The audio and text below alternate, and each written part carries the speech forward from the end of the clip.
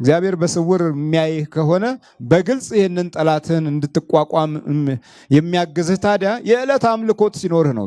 ጠዋት 21 ማታ 21 ስብሐት ለአብ ስብሐት ለወልድ ስብሐት ለመንፈስ ቅዱስ ሃሌሉያ ለአብ ሃሌሉያ ለወልድ ሃሌሉያ ለመንፈስ ቅዱስ እያልክ ሰግደህ ወይ 27 ሰግደህ ስትወጣ እጅህን ወደ እግዚአብሔር ስለዘረጋህበት እጅህ የነካው ነገር ሁሉ ተባርኮ ይውላል። እየሰማችሁ ነው? ተባርኮ ይውላል። በቃ የምትጽፍም ከሆነ የምትጽፈው መልካም መልካሙን በጎ በጎውን ለአንተ የሚሆነውን ነው። እንዲህ ያላመለክበት እጅና ያልሰገድክበት ጉልበት ሁል ጊዜ በስውር ለሚያይ ጠላት እጅ ውስጥ ይገባል።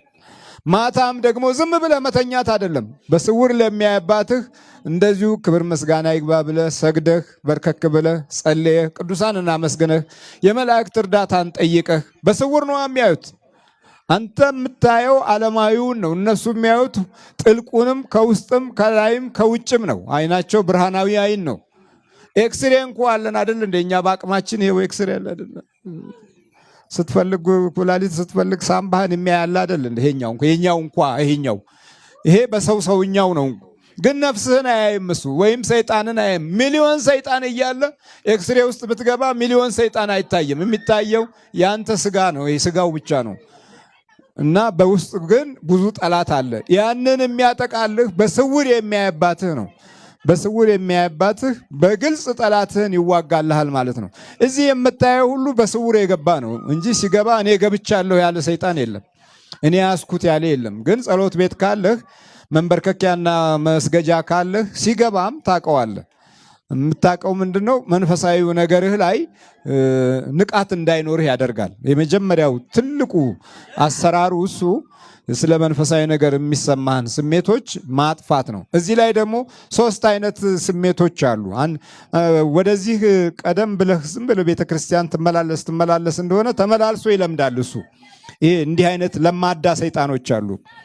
ለማዳ አንበሶች እንዳሉ ሁሉ ለማዳ ሰይጣኖች አሉ፣ ለማዳ አጋንንቶች አሉ። ይመላለሳል አብሮህ። ግን አንዳንድ መሰረታዊ ነገር ላይ ህይወትህ በጠላት እጅ መያዙ ይታወቃል። አንደኛ ልጸልይ ስትል ይጠፋል። ሁለተኛ እሰግዳለሁ ስትል አቅም ያንሳል። በጎ ነገር አደርጋለሁ ስትል ደግሞ ያምሃል፣ ውስጥህን በሐሳብ ያምሃል። ቸርነትን፣ ቅንነትን በህይወትህ እንዳትይዘው ይፈልጋል። ይሄ ዝም ብሎ ማቶስቶስና ወሬ ብቻ መንሸዋከክ ብቻ ያበዛብሃል። ይሄ በቃ ወደ ቤተ ክርስቲያን የገባ ሾካካ ነው ማለት ነው። ሾካካ ሰይጣን አለ። ሹክክ ይልና አብሮ በቃ እዚሁ ይለማመዳል። ከዛ እንዳውም ውጪ ከምትሰራቸው ክፋቶች ይልቅ የበለጠ እዚህ ተመሳስሎ ከአንተ ጋር የሚሰራው ክፋት ይበልጣል። ይሄ እንዲህ አይነቱ ሞላጫ ሰይጣን ነውና ይመሳሰላል ማለት ነው። ለዛ መመሳሰል ዋናው ትልቁ ነገር አለማምለክና ቅንነት አለመኖር ነው። የተፈጥሮ ቅንነት ማጣት የበለጠ ይህንን ሰይጣን ያሻሽለዋል። ይሄኛው አይነት ሰይጣኖች ቶሎ አይወጡም፣ ቶሎ አይያዙም።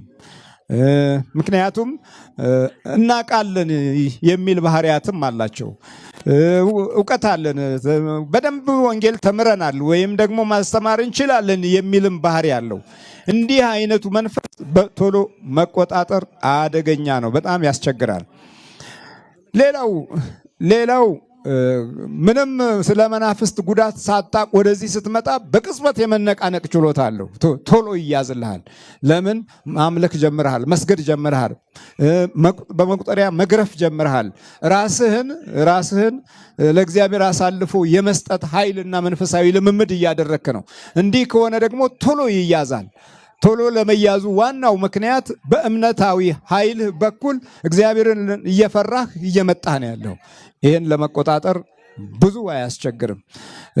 ደግነትንም ቅንነትንም የበረከት ስራዎችንም ለመስራት ውስጥ ቶሎ ስለሚዘጋጅ የዚህ ጊዜ ምሕረቱ ፈጠን ይላል።